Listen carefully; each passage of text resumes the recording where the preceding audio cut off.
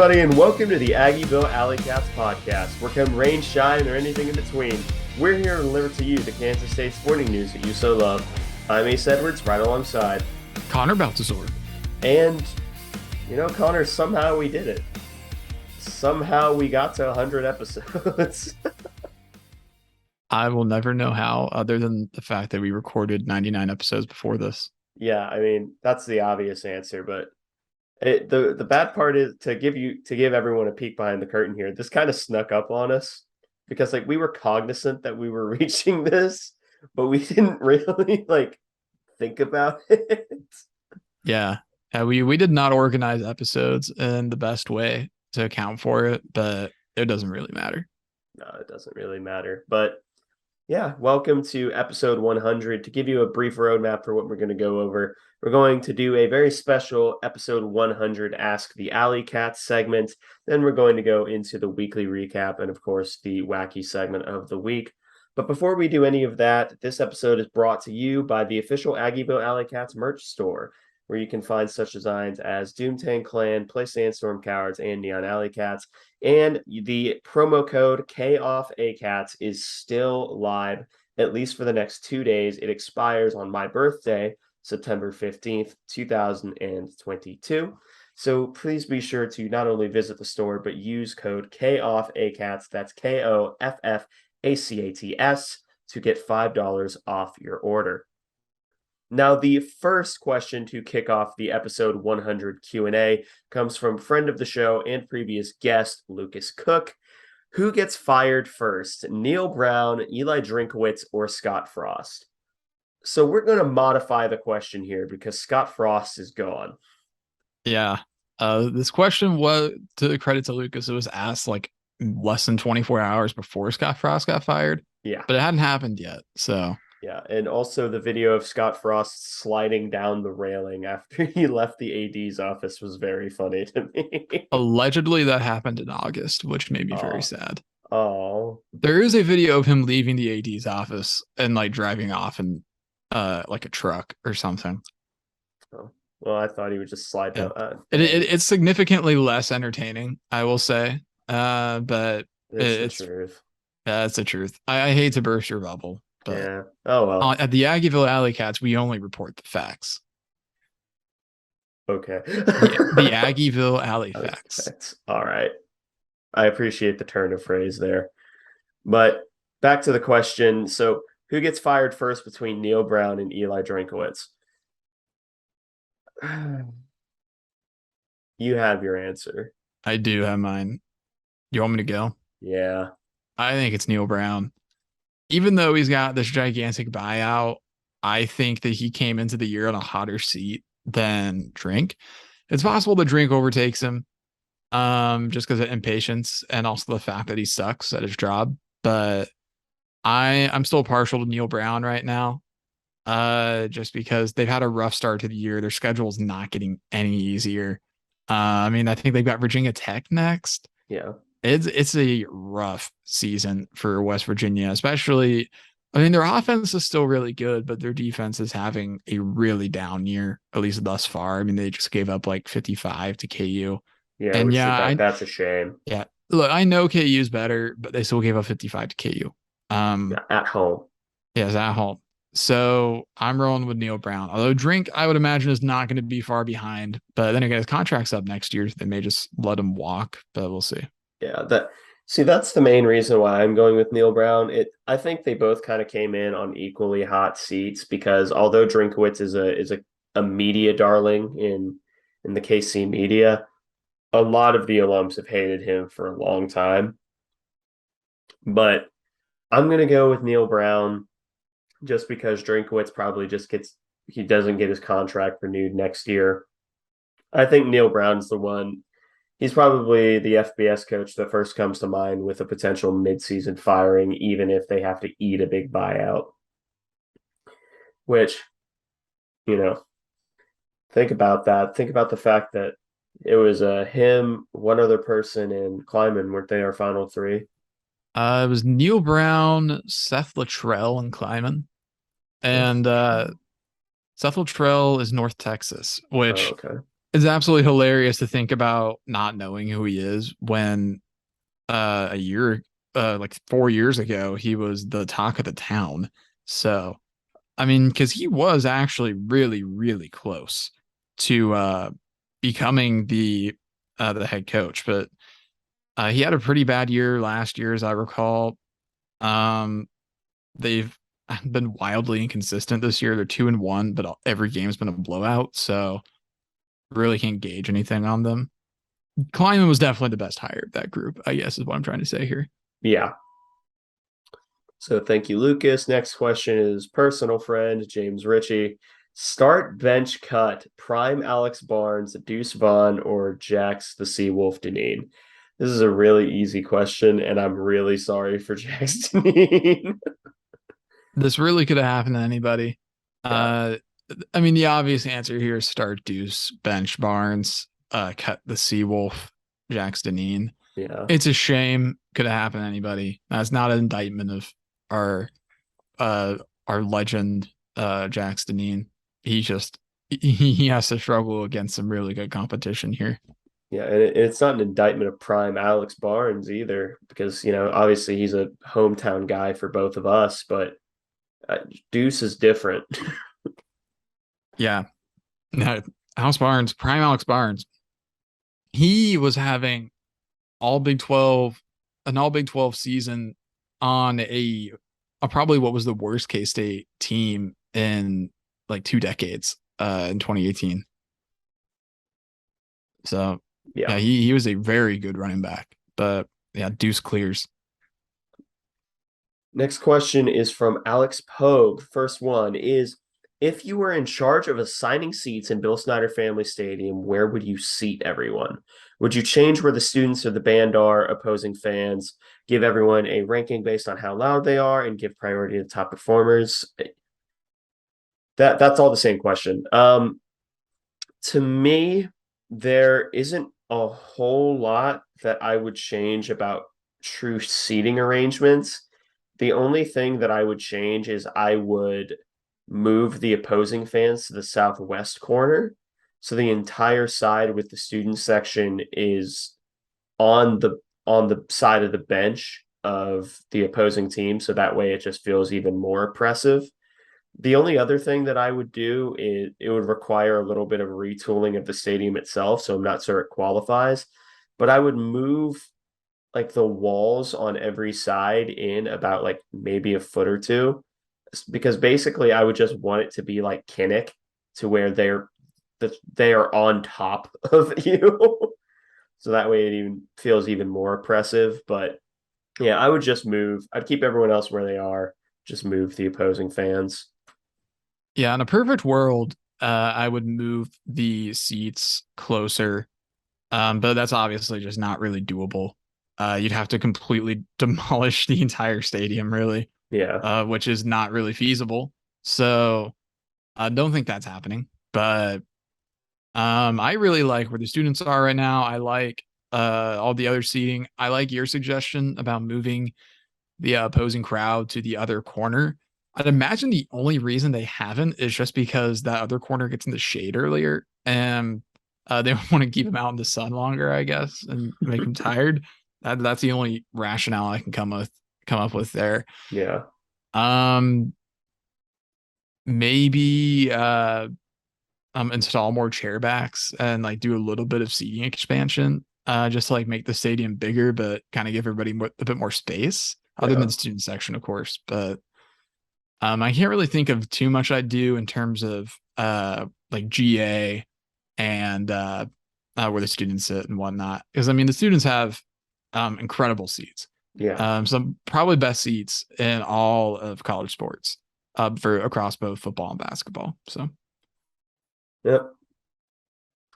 Next question from Alex Pogue is, would you rather be at a game with similar weather to the MU game, or a game that is 100 degrees and sunny? And would your answer change if we thought the weather would give us an advantage? If all things were equal and I didn't believe there would be any influence from the weather on the field product, I will absolutely take cold and rainy with no delays. I'm not sure if I read that, but without delays was part of the question. I would absolutely take cold and rainy with no delays over 100-degree day every single time. Yeah, I'm right there with you. On that. I hate the 100-degree games. I still go, I still sit, but I would definitely much rather have Mizzou weather than heat stroke weather personally. Yeah.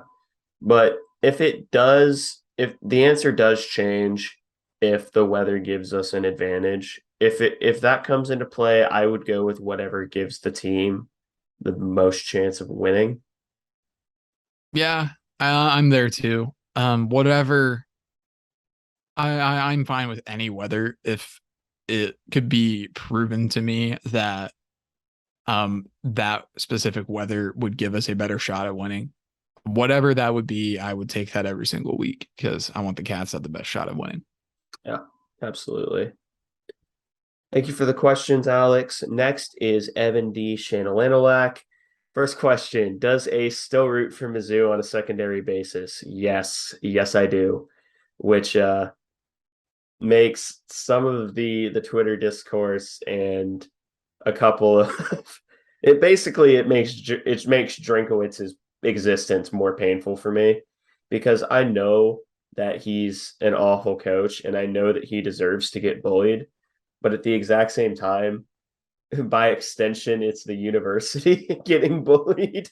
So it's this really bittersweet feeling. But yeah, I choose to just believe that the bullying is all going to Drinkwitz because that's really where it belongs. Next question, also from Evan. Did you have good trash talk with Missouri fans you know before and after the game? Yes, to both actually. I don't know a whole lot of MU fans, just it's because I don't have a lot of contact with people from where I grew up, but I I did have fun exchanging a little bit of trash talk with my mother, who, if you know my mother, Connor knows my mother very, very well. You know, really enjoys her baking because she makes really, really awesome cupcakes. She does. It's true. They are so good.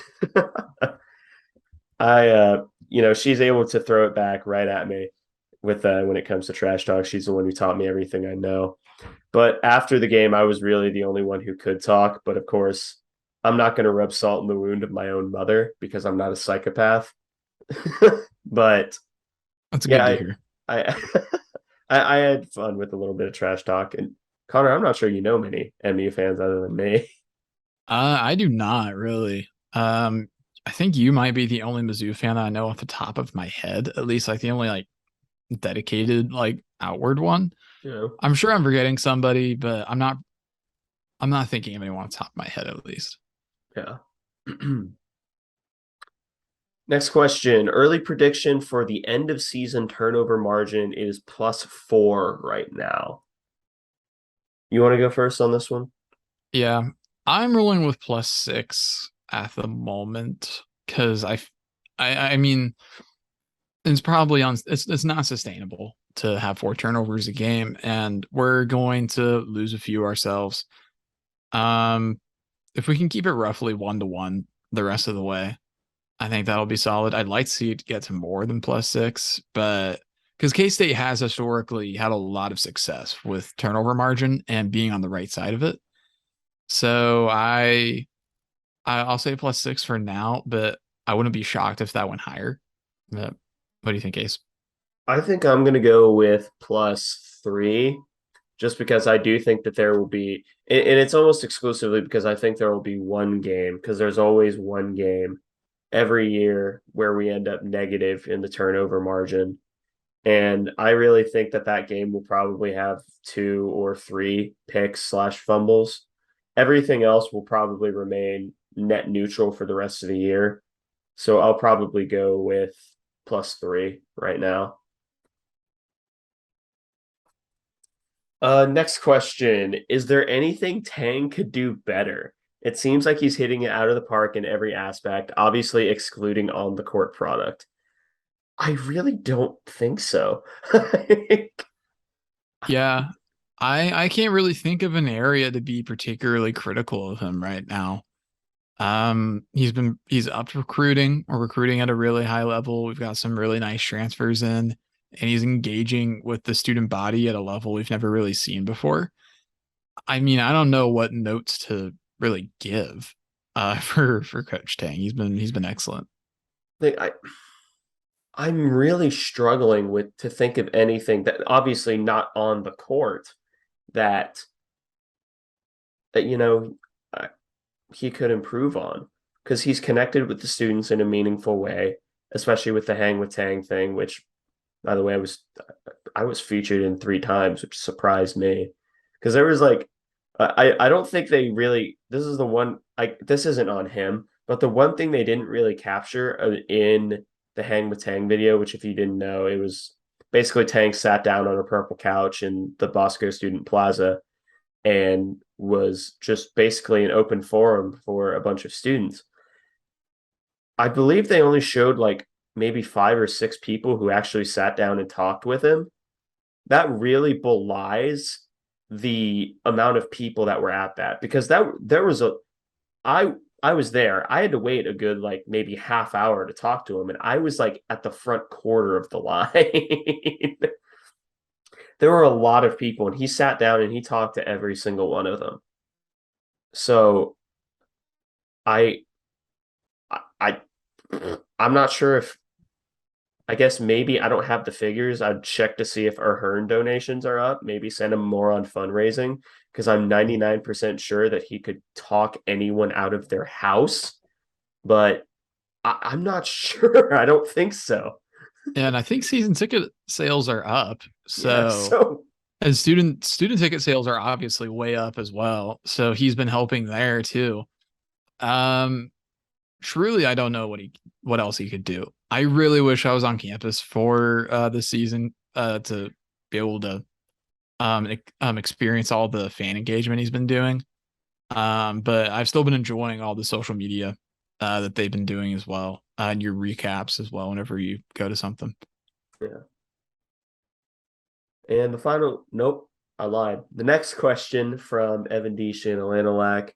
With this being episode 100, how many more episodes are you pledging at this time?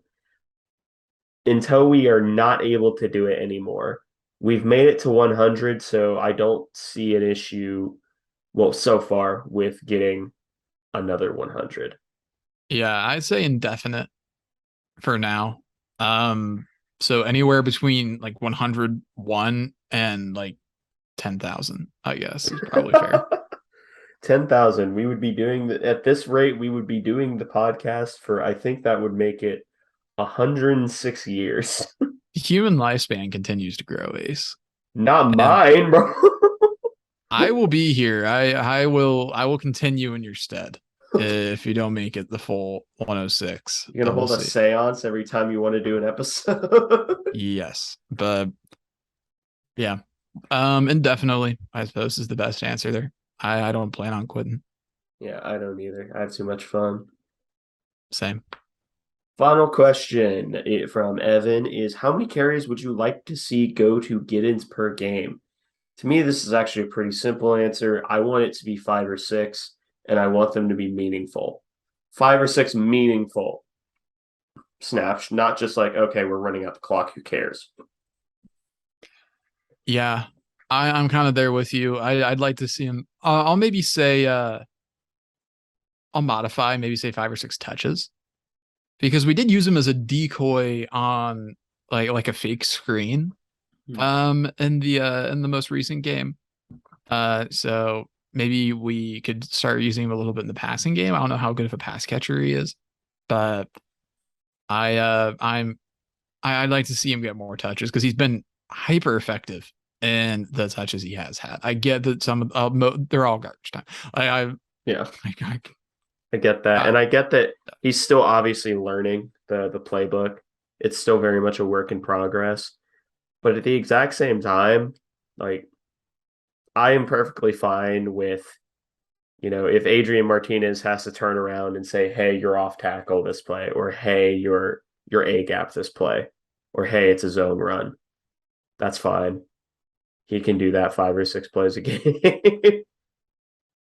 yeah, I'm good with that. So thank you, Evan, for the questions. Next questions are from the Good Chef and one of the hosts of Cocaine Willie, the Good Chef Andre Napier. Through two games, what are the biggest surprises, as from a player's point, the biggest disappointment, and the biggest wild card? We'll go through these one by one. I think we'll probably agree on the biggest surprise, and it's Austin Moore. Oh, 100%. He's been so good. I never expected him to get a single game MVP. And he had an argument for two. Yeah. And he got one from us. He has been so good, unexpectedly good. Because I think you and I expected him to be a serviceable guy to step in while Will Honus was injured. But at this point, Austin Moore is the guy.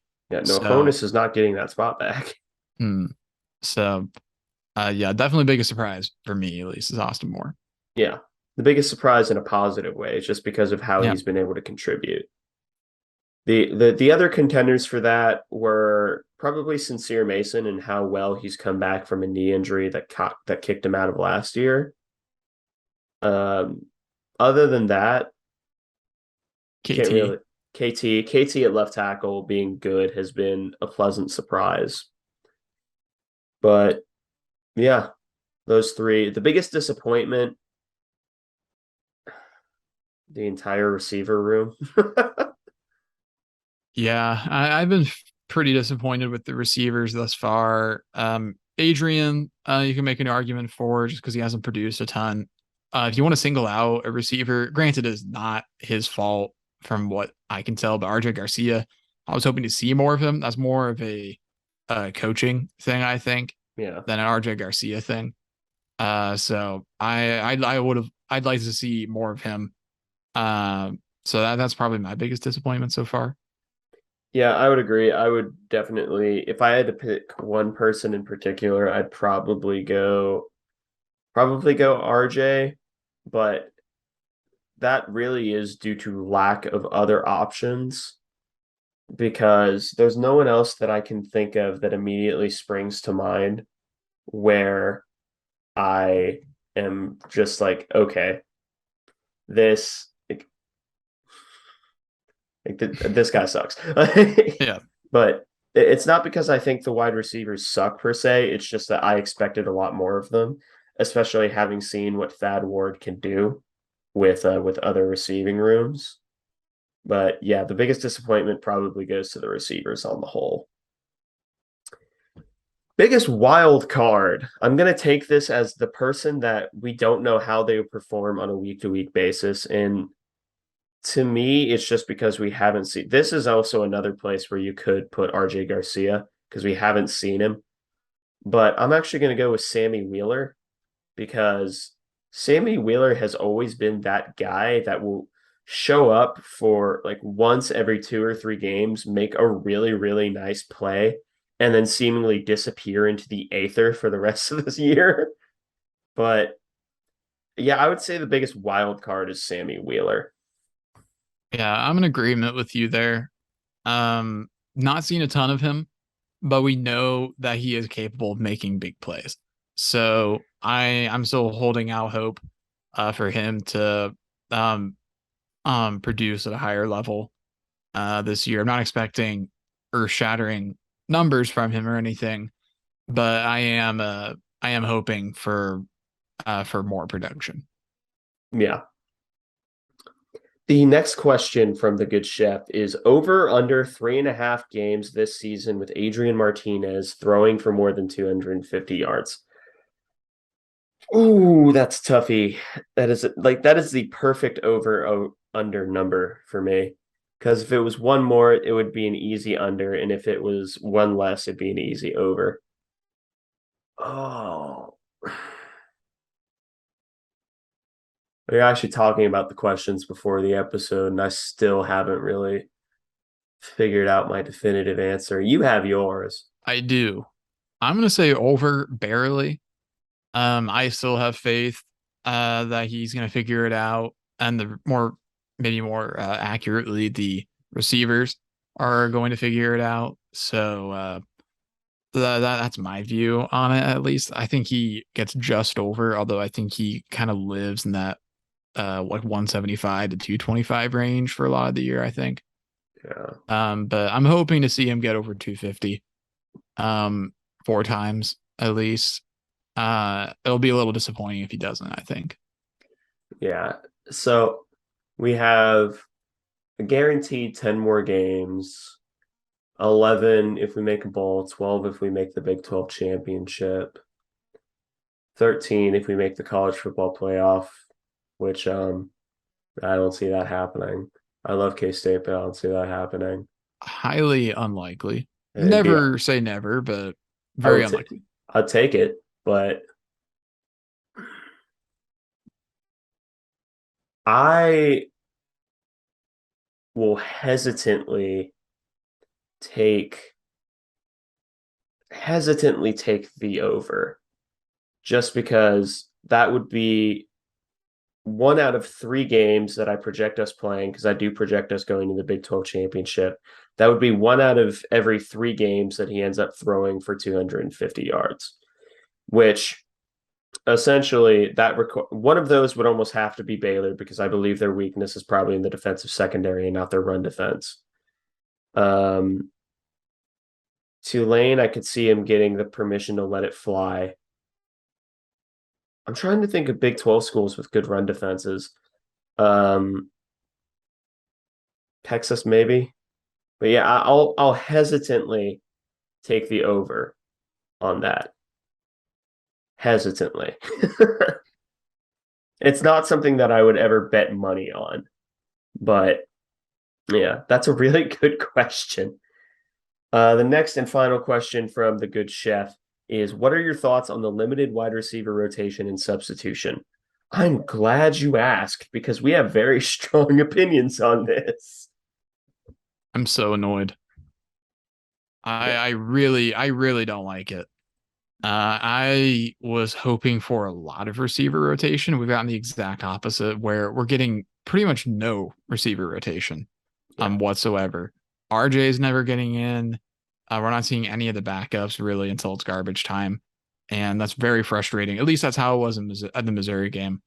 I think we need to rotate more at receiver, because if this one line isn't performing, then we might as well see what's going on with the rest of the guys. Maybe there's a reason they're not rotating, but I I don't understand why. I suppose we don't do much substituting at all on offense really this year, at least so far. So I'll be interested to see how that continues down the road, but we'll see.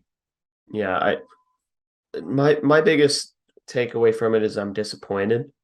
I Because I really thought that I really thought that RJ Garcia would be contributing early. And if they're not contributing in the non-con games and games where we have the game in hand, are we going to trust them during conference play? And just the fact that we haven't seen much of RJ Garcia outside of garbage time. I'm not sure if we've seen Jaden Jackson at all. We've seen Keenan Garber only in garbage time. There's a pun there to be made, but I'm not going to do it.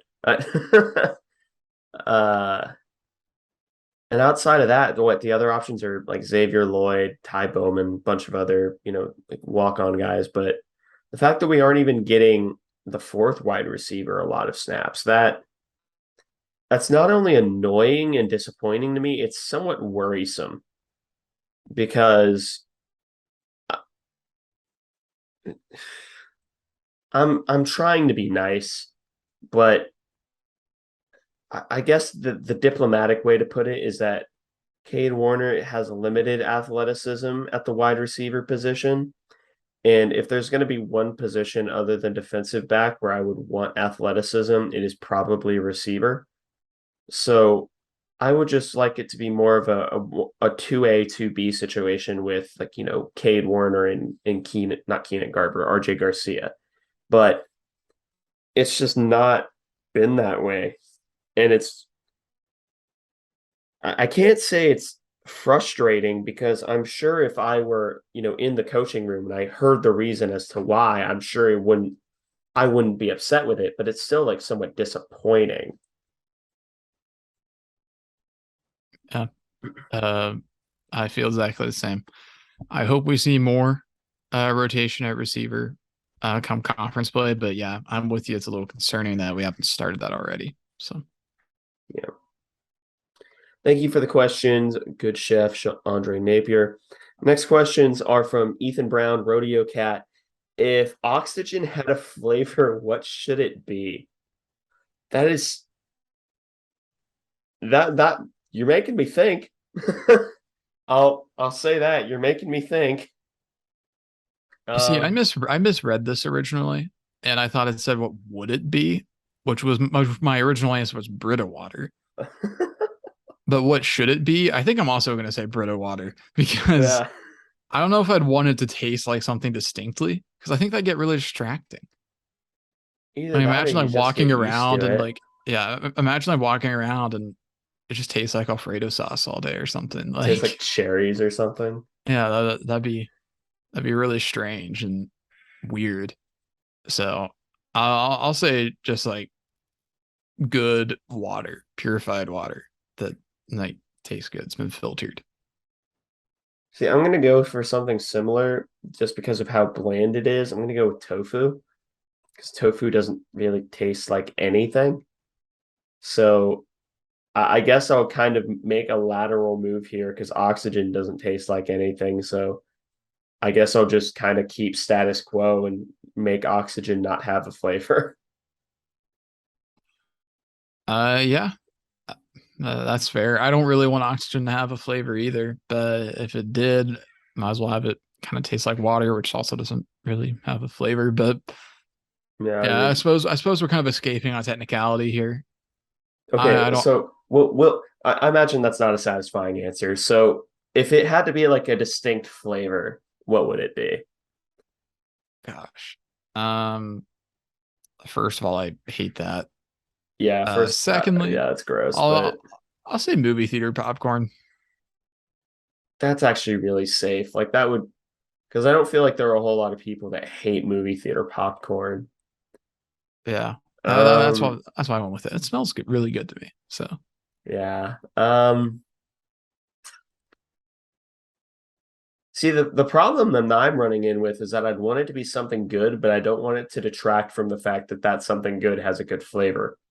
Um, that's why earlier when I said Alfredo sauce, I was like, that would really suck actually, because nobody would ever have Alfredo sauce again. So yeah, because I wanted to go with like chocolate or something, but I I feel like that would ruin chocolate for a lot of people. yeah, that would backfire. Backfire a lot. Yeah. Um, you know what? Oranges. Let me go oranges. Citrusy. Yeah, Solid a pick. little bit of citrus there. If I wanted everyone to be miserable, I'd say lemons. Can you imagine if oxygen tasted like lemons? I would move to a different planet probably. But Yeah, there's no oxygen on Mars. That's the point. yeah. Next question from Ethan Brown. What was the first game you two attended together? I believe it was the first game of 2019, which was Nichols Yes, it State, was. Nickel State. who'd beaten KU the year previous. Yeah. That was a nice win, as I recall. That was a nice dominant start to the climate era. Yeah, it was much better than the first game the year after, but we don't talk about that. No need. No need. Jonathan Adams should be a NFL wide receiver. I don't know why he's He not. really should. He deserves it. He was so good. But thank you, Ethan. Next questions are from Scott Wildcat. The first one was, who is your first celebrity crush and who is your current celebrity crush? Um, both answers for me are Tara Strong, which is a shame because she's married. I never really had one when I was younger, and I don't really have one right now, honestly. I that's just I don't know why. Somebody like it feels like everybody always has an answer for this, but it's just not really something that I've considered that much, which I know is the most boring answer of all time, but if I said somebody, I'd be lying. So, Yeah, I yeah. Next question. If you could see, that's a really not satisfying answer for either of us, but hey, it's the Yeah. truth. It's the truth. If you could see any musical act, past or present, live, who would it be? We'll actually separate this into two different questions. So, who would be your musical act of the past? Probably Queen. Queen is a really safe pick. Yeah. Either that or maybe like Nirvana in the 90s, maybe. Ooh, that'd be a good one. I'm gonna go with Queen, just because everything I've seen of them, like every video that I've watched of their performance or like a recreation of it, I watched Bohemian Rhapsody several times. It always looked like a really like a blast of an experience. Honorable mention would be I think Kiss is still doing concerts, either that or they had their last one a few years ago. They'll probably have another reunion tour or something, even though Yeah. they're like 70 years old. Yeah, I mean, hey, they can still do it. Good for them. That's But true. current. I'll go first for current, and it's gonna be probably my favorite rapper right now, which is Tech Nine, because I've heard that everything about his concerts are absolutely insane. So, and he's gone on record saying multiple times that the way he puts together a concert is how he wants it to be more of an experience than you just, hey, go watch someone perform music. Yeah, I think that's a fair pick. He was in Manhattan like this summer, I think, or last spring. I thought he was in Lawrence. He was in Manhattan. He was out of the hat. I am I am upset. I This I would have informed you if I had known that you'd wanted to go, but I don't know. For me, I'd probably it's kind of a basic answer, but I'd probably say Kendrick Lamar, just because he's probably the best rapper out there right now. So yeah. Yeah, yeah. What is next question from Scott Wildcat? What is the last thing you Googled? I'm going to exclude me Googling the service that we use to to record the episodes. I'm not going to include me Googling Zoom.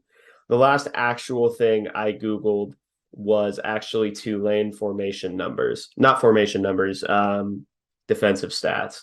That was the last thing I Googled.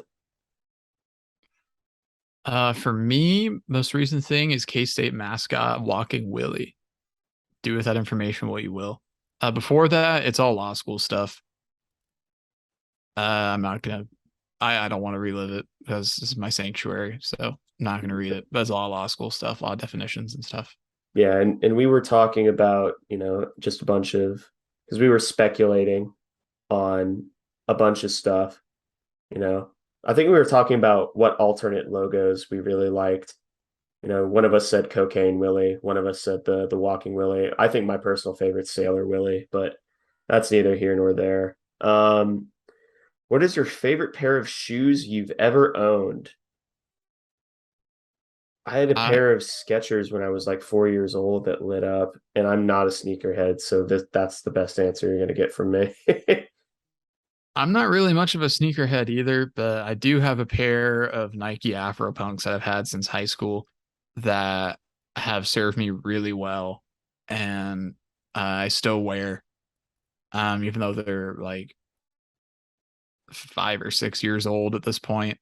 But I really like those shoes. Other than that, I don't really like buy shoes specifically. I just look at them and I'm like, oh, that looks good. Yeah. Like I couldn't tell you the names of really any of my shoes really other than those just because I like them a lot. But that's my answer at least. Yeah. Not much of a sneakerhead, but thank you, Scott Wildcat, for the questions. The next question is from Roly Poly Coley. Who is your favorite G5 team to root for in the past, and who is your G5 team you're rooting for / watching this season? The past one was actually one I struggled with. My current one is Texas State, and there's a very, very there's a funny story as to why. I'll go ahead and tell the story.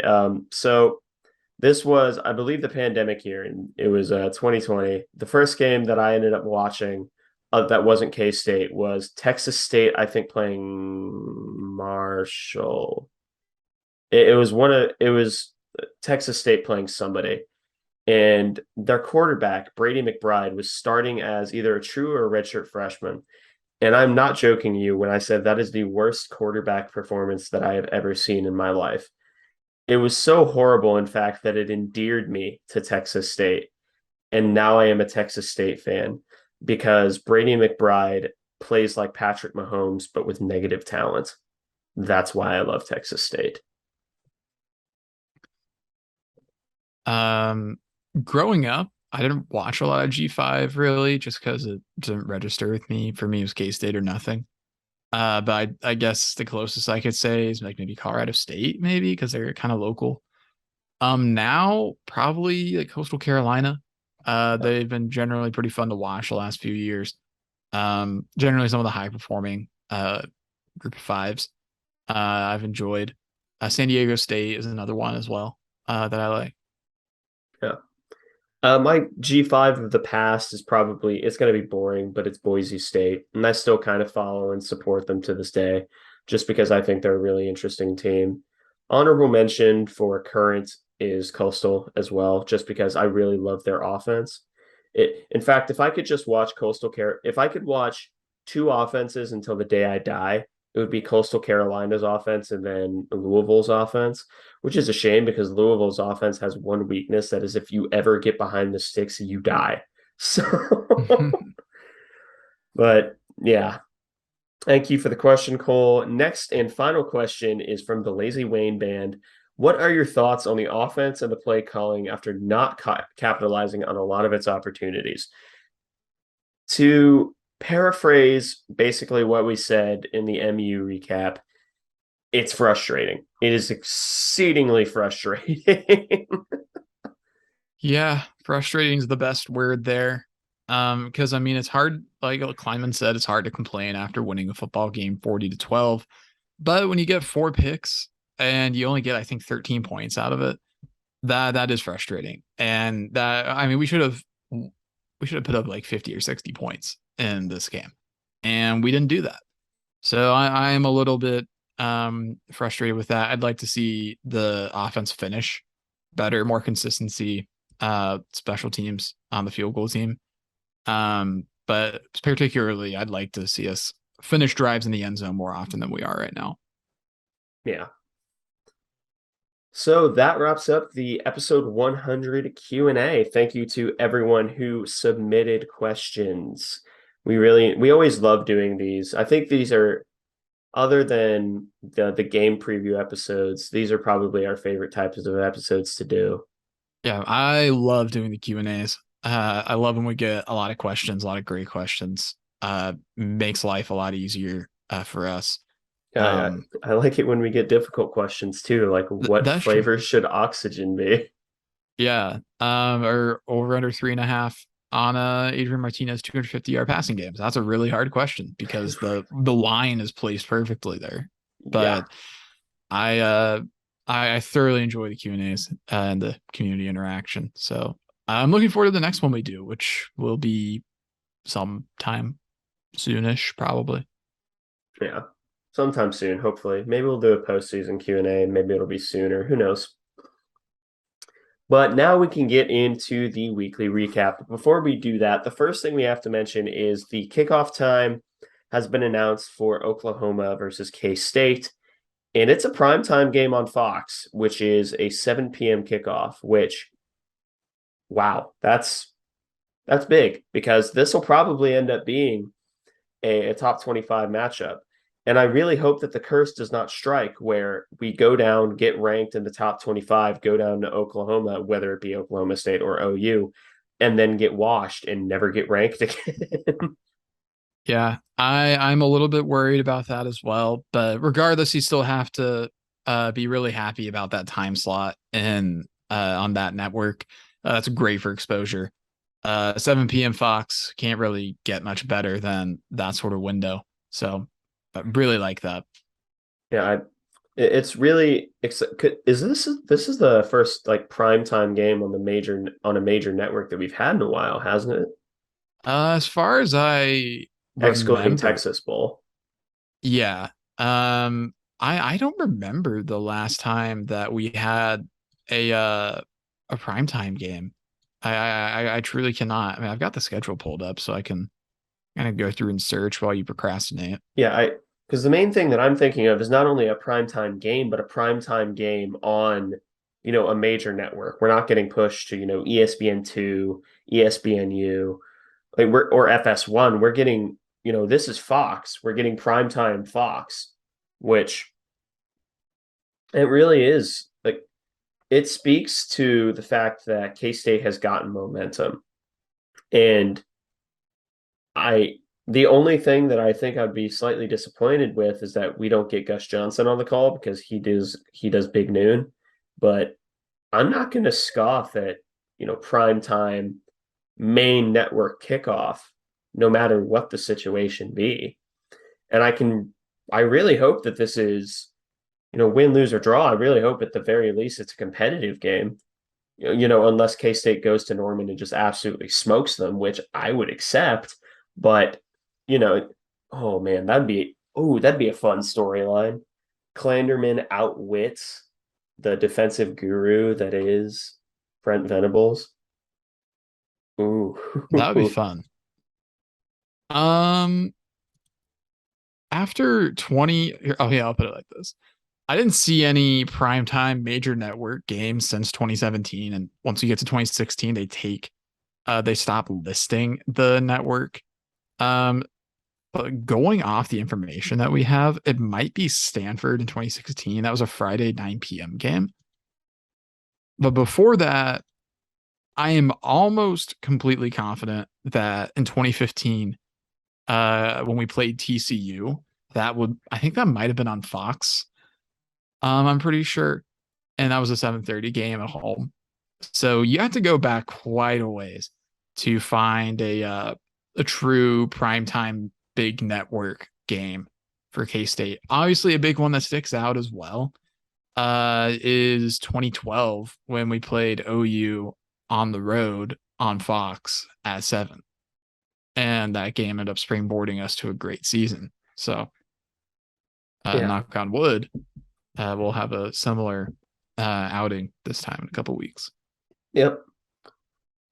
So outside of football, moving from one football to the other football, which is the women's soccer team, they had two matches. The first of which was up against Purdue, in which they lost 1-2, despite the fact that we actually outshot Purdue 19-7 with 12 shots on goal. And the lone goal for K-State was at the 86th minute. And the first Power 5 non-conference victory still has found a way to elude us. Yeah. Frustrating loss again.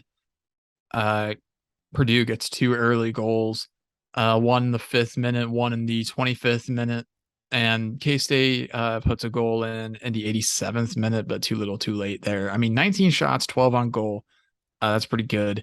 3 yellow cards, I should say, for K-State. But then Purdue had a red card, or a double yellow turned into a red in the 43rd minute. So Purdue was playing with only 10 players for the entire second half, and we weren't able to put one home, or put 2 home, I should say. We did put 1 home, but we should have been able to at least get a draw out of this. So it's kind of frustrating that we didn't. This was a golden opportunity to finally make a dent in that non-conference record, but unfortunately, Cats fall home. Yeah, and that's the second Big Ten opponent they've lost to this year, with the first one being the other Purple Wildcats of the Midwest, the Northwestern Wildcats.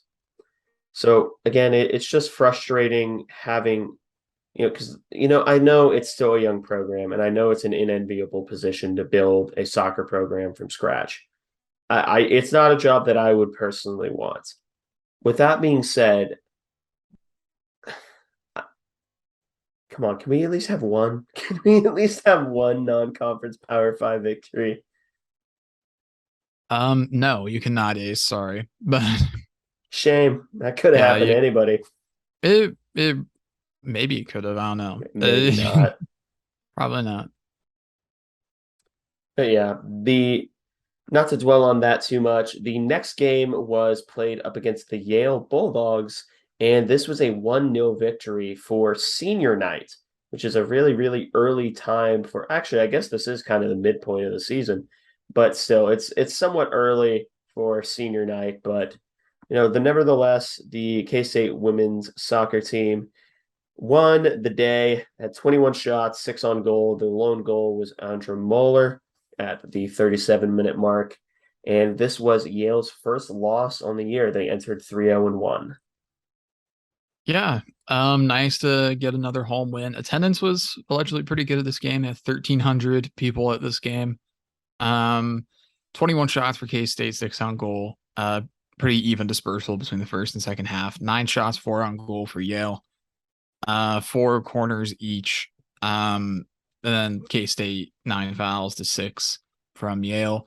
Yeah, the lone goal, like I said, 38th minute from Andra Moeller. And that was it. K-State, again, putting up a lot of shots, only getting a few on goal, but lots of shots from K-State. Again, this is a game where you probably should win 2-0, maybe 3-0. This team really struggles to put the ball in the back of the net. In the past few weeks, it seems like they've really improved at just getting more shots out there, but they've not really gotten much better at actually increasing their score. But you can't complain about a win, especially when you're struggling as much as the soccer team is. So 1-0 win, you take it and you go home. We take those. We Yes, take those. We absolutely take those because we are going to need them. Yeah. So that pretty much wraps up the Soccer Cats. I believe they have a game up against Colorado State on Thursday, September 15th. So that'll be all I want for my birthday is a Chiefs victory and a Soccer Cats victory. Those would both be very nice. But and for people to buy merch. No, I'm joking. But you actually should buy the merch. But actually buy the merch. I'm not asking anymore.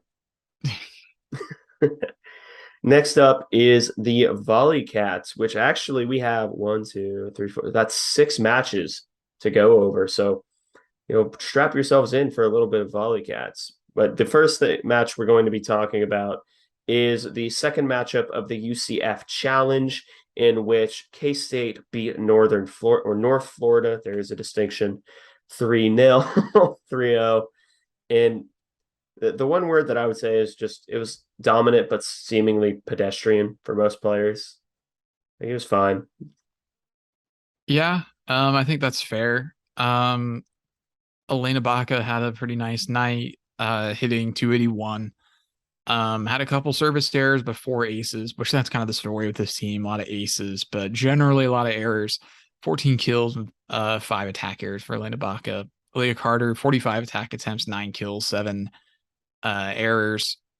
Then Sydney Bolding had another nice night, 15 attack attempts, 5 kills, 1 error.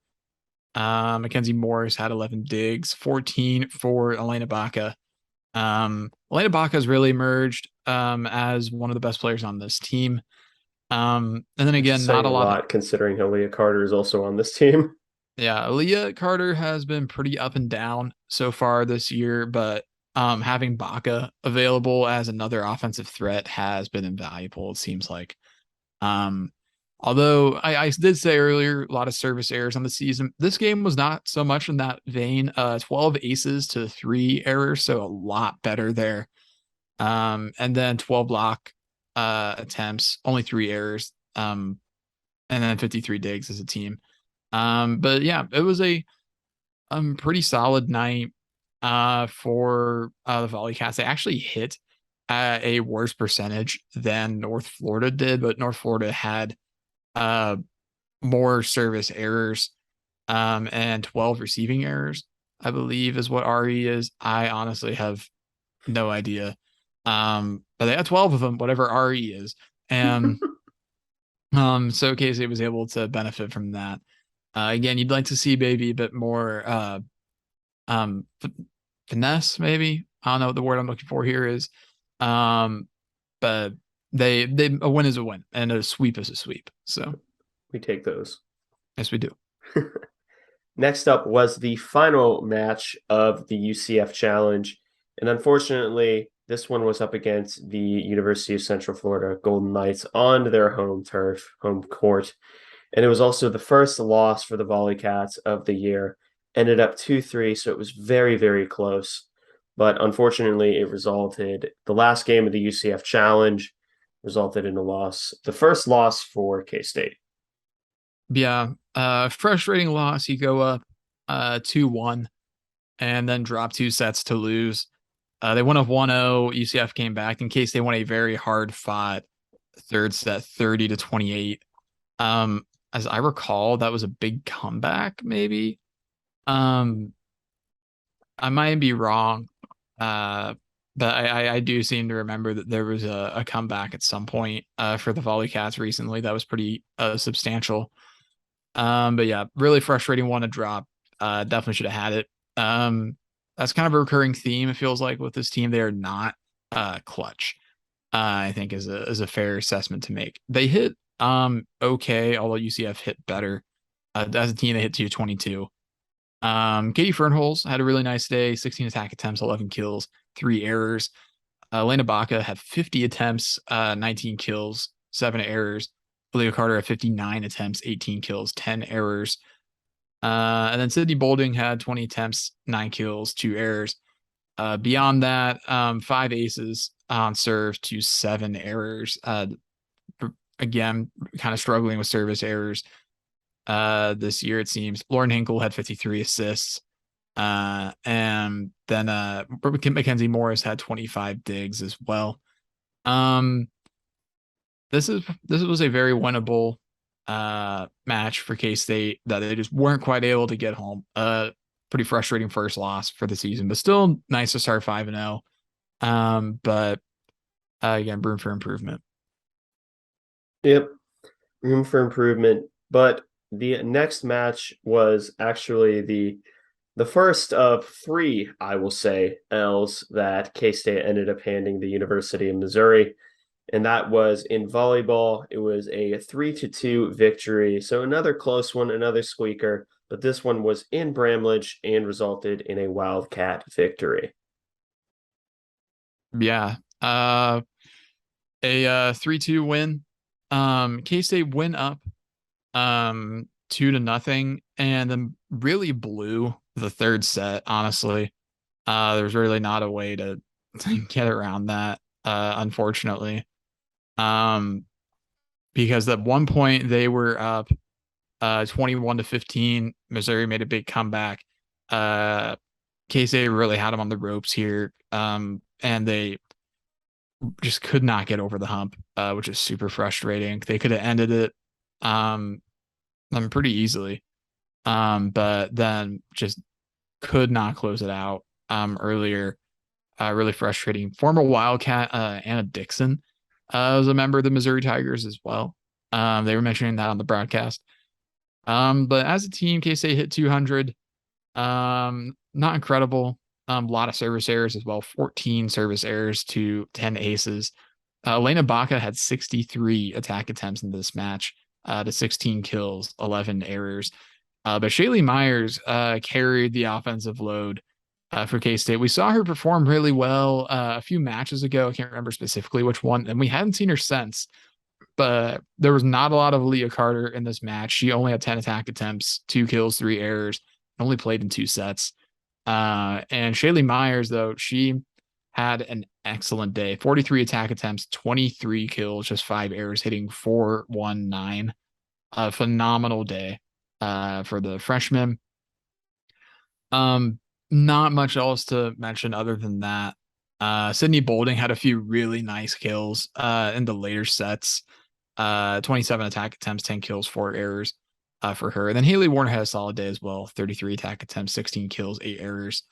But yeah, Shaylee Myers definitely won the day for K-State. Yep.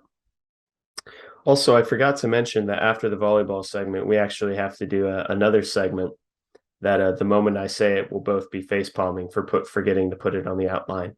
But believe me, no, you'll know when we get there. But the next one, All right. the next one is the next 3 volleyball matchups, which was I believe it was the Chicago Showdown or something to that effect, which was a tournament up against Rutgers, Loyola Chicago, and St. Thomas. The first matchup was up against Rutgers, which was a 3-0 victory in favor of your K-State Wildcats, which, it's always good to get a Power 5 victory.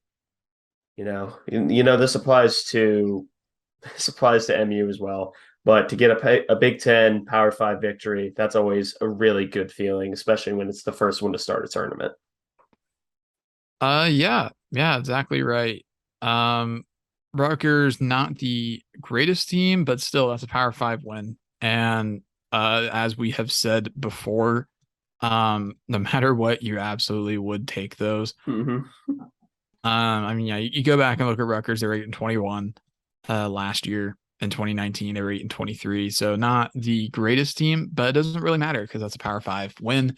K-State takes set 1, 20-26, 25-19 in set 2, 25-22 in set 3, but a clean sweep for K-State. Hit 193 on the day. Rutgers hit very poorly, 0.096.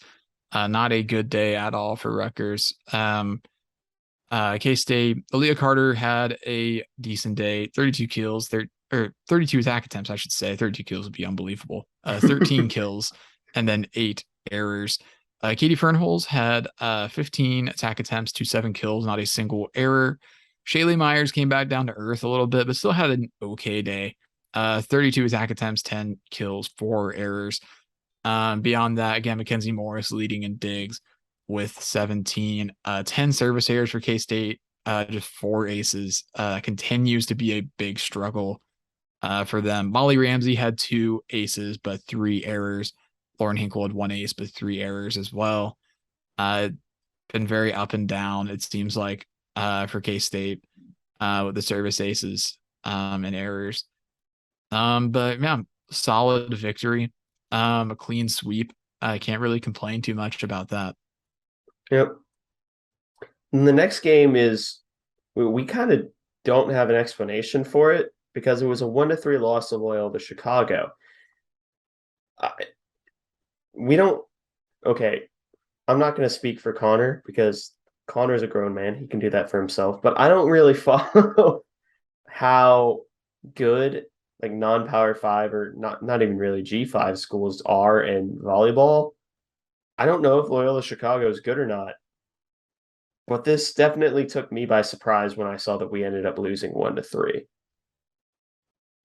Yeah, it took me by surprise as well. I do not follow the inner workings of non-power 5 volleyball. In fact, I don't really follow anybody that's not K-State in volleyball. Mm-hmm. Loyola Chicago 6-4 this season. Last year they were 22-10. So they did not make the NCAA tournament though because they are in the Missouri Valley. But that doesn't necessarily mean they're a bad team. 21-11 in 2019. So they're a solid team, but that doesn't really explain losing by this wide of a margin. Especially when you consider in set 1 at one time, K-State was down by a margin of 15-4. And it was looking pretty grim, but K-State made a miraculous comeback to win in extra points. But then they get absolutely destroyed in set 2, 25-9. It's one of the worst single set margins I've seen. Then they lose a really tight one in set 3, and then set 4, they really struggle. They hit 0.078 as a team compared to 209 for Loyola Chicago. So they get more than doubled up in hitting percentage. You go up and down the list. Sydney Bolding had a really nice day hitting just under 400, 23 attack attempts, 11 kills, 2 errors. Other than that, everybody was below a 1 hitting percentage or below 0. Katie Fernholz had a 0, 15 attack attempts, 4 kills, 4 errors. Aaliyah Carter, 0.091, 44 attack attempts, 9 kills, 5 errors. Elena Baca, 40 attack attempts, 7 kills, 7 errors. 11 service errors, 5 aces, 19 digs for Mackenzie Morris. Really not a great showing for K-State, honestly. A lot of errors, just reading off of the stat sheet here. And that's pretty frustrating. It's unfortunate. but hopefully there's some that you can take and learn from there. Either I that or you can say that this game's an aberration. That is another thing you can say. It might have just been a matchup nightmare for us, but it definitely was an anomaly. From when I was kind of tracking the game, I was very surprised with how it went. Yeah. Then the final matchup for K-State volleyball was up against St. Thomas, which got us right back on track. It was a 3-0 victory in favor of your K-State Wildcats. And like I said, this was a victory that kind of got us right back on track after a not going to say inexplicable, but an off day in losing to Loyola Chicago. Yeah. St. Thomas, not a great team. They're apparently in the Summit League. 2-7 after this match. K-State absolutely dominant. They hit 358 as a team and this one. And they really just handled this one. Shaylee Myers hitting 474, 19 attack attempts, 11 kills, 2 errors. Then you move into Aaliyah Carter didn't even play in this one. Neither Elena Baca did, but just was further up on the scoreboard than normal. 29 attack attempts, 11 kills, 3 errors. Katie Fernholz, 10 attack attempts, 6 kills, 2 errors. Just an all-around dominant victory here for K-State. 11 aces to 4 errors, so they were able to fix some of their issues there. They were able to empty the bench a bit as well. Just not a lot to say here other than K-State really did just dominate St. Thomas. So as they should. So Yeah. good for them. Yep. So that pretty much wraps up the volleyball recap. But the one thing that we forgot to mention at the top of the show and the top of the weekly recap, it used to be our signature. It's a new football commit. That Yeah. there is. And I'm a little frustrated that we managed to forget. That's But on me. It's my bad. it's okay. I should have noticed as well. So you know what, it is what it is. But Uh, I'm not sure if you noticed, but as like you were in the middle, I think you were talking about MU, and then I was like, huh, wait, there was another L we handed MU. My eyes just widened while you were in the middle of talking about the I did MU not vote. notice. I did not notice whatsoever. But yeah, well then I just exposed myself for no reason. But the new K-State football commit is a Kansas product, a defensive end who we've been battling for quite some time now, and that is 86 point on 24/7 3-star Jordan Allen. And the first thing to say about him is that we beat out some legitimate competition, and it was looking like for a time that we weren't going to be the pick. And yet, here we are. Yeah. I really, really like Jordan Allen, having seen his film on 24/7. He just cracks the top 1,000, 928th, 0.8619 composite score there, 86, 24/7 grade. On three is a little bit more generous. On three gave him an 88 grade. Makes him the 49th rated edge player, fifth best prospect in the state of Kansas by on threes ratings. He's fifth best in the class on either website, whichever one you use. And I honestly think he should be rated a little bit higher, at least in terms of his athletic potential, Oh yeah. because he's truly an athletic freak right now. He's kind of an unstoppable force of nature in that regard. He's got a lot of work to do technically, but he is an excellent athletic prospect as things stand right now. He's like the perfect edge rusher for this staff, I think, because he's already 6'4", 240, really big guy. He's got long arms and really good speed off the edge as well. A lot to like with Jordan Allen. And then again, he's another Kansas kid. Yet another ad for K-State from in-state. When it's all said and done, there's a pretty good chance that they're going to have 6 of the top 10 from 24/7, pending John Randall, fingers crossed. But we'll see with him. And yeah, it is potentially 6, but right now it's 5. So Yeah. It you really hit the nail on the head. He's 6'4", 240, and yet he moves extraordinarily fast already. His athletic ceiling as a speed rusher is already remarkably high, and he joins a class of defensive ends that I'm personally really, really high on. And yeah, I think that he might be the best one that we've gotten so far in terms of not only potential, but who we're getting on day one. Plus, he's an Ad Astra All Star.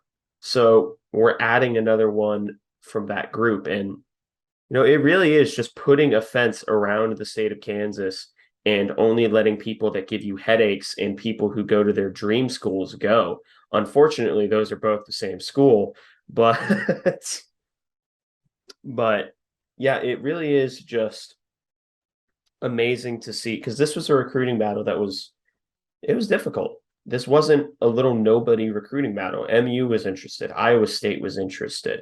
KU was interested. So every regional school, every regional Power Five was giving him offers and giving him attention. And yet we ended up with the victory, the Wildcat victory, if you shall. yeah, he held some really big time offers. Visited Iowa this past summer, visited Mizzou this past summer. I thought he visited Iowa State as well. He held an Illinois offer, Vandy, Washington, and then notably USC offered him as well this past summer in case they was able to hold them off. So yeah, and he came and visited K-State on September 3rd, committed just a couple of days later. This was kind of a commitment where it seemed like people in the know always seemed to indicate that this made it to football season and things could be really good for K-State. But it's really nice to see him in the win column. It'd been a little bit, it felt like, since we had gotten a commitment. The end of July was the last time. It was Chidi Obiezer, I believe, was the last one before this. So it'd been over a month. So it was nice to get another one in the fold, but they're not done yet. Still got some in-state guys at large to work on. But I don't know. Yeah, really, really, really nice recruiting win for the staff. Yeah. So welcome to the family, Jordan Allen. And now finally we get to the wacky segment of the week. And that is the question of if you could pick one non-conference school to play in every single sport every single year, which school would it be and why? I have my answer right off the bat. Is it Missouri? It's Nebraska. Oh, God, no, I couldn't do that to myself. I fair couldn't do enough. that to myself. Yeah, I But suppose it's a matter of perspective for you. Like if you'd rather have your two teams play all the time because it's really fun, or if you'd rather not because it's stressful. yeah, on one hand, it is very fun. I was very excited for Connor can attest again. I was very excited going into the MU game, but I don't think I'd want that every year. That's fair. But That is honestly fair. I would take Nebraska because from top to bottom, the only sport that I think we would genuinely get dunked on in every single year is volleyball. But that's because Nebraska is always like number 2 in volleyball and number 1 is Wisconsin. So I'll take losing in one non-rev sport if it means that we get to beat Nebraska 5 other times. Yeah. Nebraska's a really good pick. I was thinking about saying them as well. I'll try and think of someone else because might as well differentiate. We do play them in baseball, which is fun. We're playing them in basketball as well. We played them last year and we're playing them in the Sprint Center this year. T-Mobile saying, who cares? It's a Sprint It's Center. the Sprint Center. We're playing them in the Sprint Center. And I'm really looking forward to that. I'm hoping I'm able to go to that game because it'll be after my finals are finished. But there's a lot of really good options for other non-conference player or teams to play, I should say. But sitting here thinking about it, I rolled through a lot of options here, and I think I'd really like to I'm trying to think of something on the spot here. I'm gonna say Wisconsin. Whiskey? Um, Okay. because there's kind of a bit of hate between K-State and Wisconsin because they kind of had a knack for knocking us out in the NCAA tournament for a few years. The Beasley season, they knocked us out in the second round. Same thing happened Jacob Poland's senior year. They knocked him out in his final game where he broke the all-time K-State scoring record, I think. Uh, so it was there's a little bit of history there. Wisconsin dips down to Kansas for football recruiting sometimes too, like Graham Mertz and Isaiah Loudermilk, who I think is in the NFL right now. At least he was for a little bit. He might have had a cup of coffee. Yeah.